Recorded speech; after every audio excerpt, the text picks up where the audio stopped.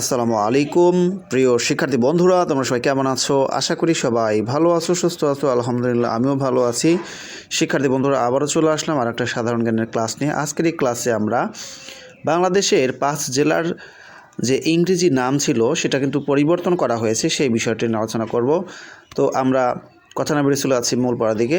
বাংলাদেশের যে 5টি জেলার নাম পরিবর্তন করা হয়েছে ইংরেজির ক্ষেত্রে, তো আমরা সেটা আগে জেনে নেই। বরিশাল, বগুড়া, চট্টগ্রাম, কুমিল্লা, যশোর। বরিশালের পূর্ব ইংরেজি বানানটা ছিল এরকম, BARISAL। এখন পরিবর্তন করে কি করা হলো, এই যে এসের পরে তোমরা একটু জিনিস খেয়াল করো, এসের পরে এইচ যুক্ত হয়েছে, অর্থাৎ বরিশাল বানানে যে তালেবসা রয়েছে, তালেবসার ইংরেজি কিন্তু SH হয়, এই যে SH, বাট এখানে ছিল হলো শুধু এস ছিল। তো BARISAL এর জায়গায় কী হয়েছে, BARISHAL।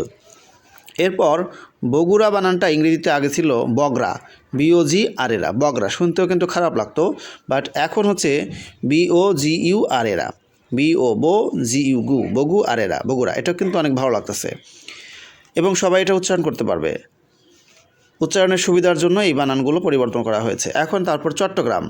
চট্টগ্রাম আগে কীরকম ছিল, চিটাগং ছিল, CHITA, চিটা GONG, গং, চিটাগং ছিল। কিন্তু এখন চট্টগ্রাম বানানটা চট্টগ্রামই হয়ে গেছে, CHATTO, চট্ট GRAM, গ্রাম, চট্টগ্রাম।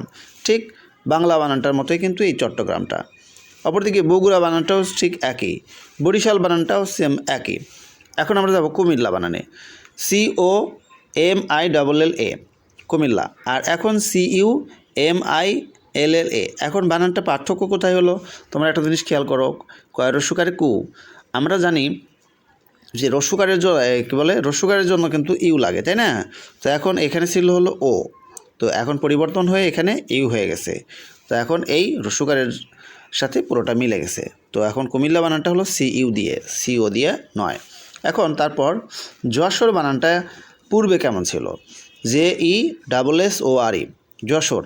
এটা ছিল আগে কিন্তু, বাট এখন JASHORE, যশোর।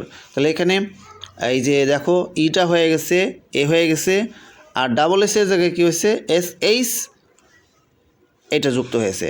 SSটা এখানে একটা এস কাটা, বাট এইচ যুক্ত হয়েছে। আচ্ছা, যাই হোক, তোমরা তো শোর জানো, যে শোর মানে ওই যে সমুদ্রের তীর আছে না, এই শোর বানানটা তোমরা মনে রাখবে SHOR, আর এখানে JE না হয়ে JA হবে। যাই হোক প্রিয় শিক্ষার্থী বন্ধুরা, এখানে এই ক্লাসটা শেষ হলো। ক্লাসটি তোমাদের যদি ভালো লাগে অবশ্যই একটা লাইক দিও, পারলে বন্ধুদের মাঝে শেয়ার করে দিও। এরকম অনেক গুরুত্বপূর্ণ জিকে বা সাধারণ জ্ঞানের ক্লাস নিয়ে আসবো, তো তোমরা সেগুলো অবশ্যই দেখবে। সবাই ভালো থাকো, সুস্থ থাকো, আল্লাহ হাফেজ।